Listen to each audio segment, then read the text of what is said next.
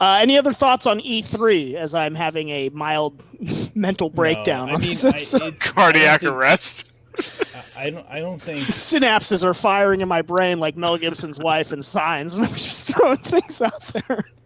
I think the bigger, I don't know, we could probably touch on this later, during like a Comic-Con or, some other con, but it's just the I feel like the height of the con era is behind us.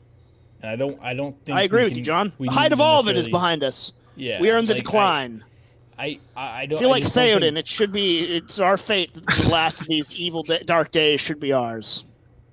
Exactly. I don't think like big publishers of games or comic books or films or anything are looking at conventions like that we need to hold off on releasing any information and make sure it all comes out there. I just don't think that's the case anymore.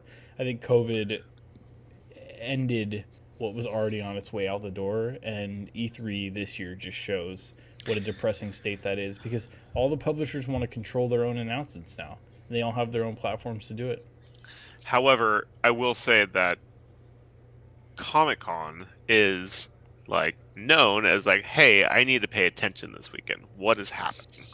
Yeah, and but you've even seen Fandom. Yeah, right. DC Fandom, Marvel skipping it just for D23. Yep. I don't think it even can come close right now to that weekend. Yet. Not yet. Right, but you're already seeing, like, even before COVID, you saw Marvel skip out on major Comic-Con announcements because they have their own convention now. You see now what used to be Hall H exclusives, they time things around Comic-Con because they know people will be surfing the internet for stuff. So now they don't even try and hide it. They just shoot it out there. And we were all at Comic-Con at home. We all participated. It was awful. DC Fandom, I mean, we had fun together, don't get me wrong, but DC Fandom killed them. They were great. Yeah.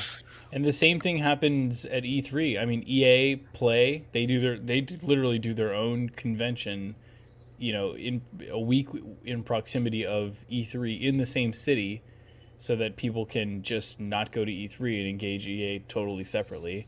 And it just speaks to these big publishers just want to own their, I mean, BlizzCon, they own their own convention and deal, so I think other publishers are moving in that direction. It's similar to the streaming service route. Yeah, it's like we're just gonna do our own. The whole thing about that. I mean, but honestly, if you're like a big conglomerate game publisher or comic book studio, why not do your own? Like, you have enough titles, you have a big enough fan base, you have enough. As long as you're releasing enough content, you'll have enough to program the convention, and then you can just sell the whole weekend and not worry about any of your competitors like upstaging you or outspending you or whatever. It's your weekend. It's depressing. I mean, John, you're speaking my language though with the whole like the best Depression. days are behind us. Yeah, we are in the great decline, Nerdosphere. Yeah. If you were hearing my voice, things are getting worse. And board games are coming back.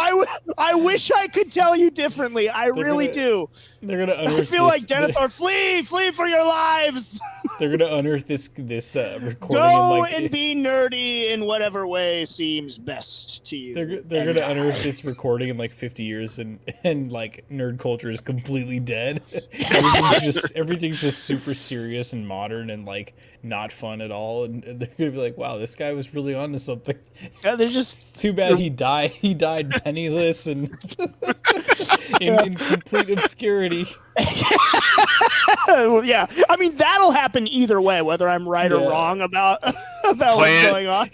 Playing Emily is away 22. That's just a given. James he's like just a crazy old man screaming into the wind. People are like, I don't know what he's saying. Sometimes he says stuff that's like pretty genius, but where are you, Emily? He just keeps ranting about cartoons that were made 77 years ago.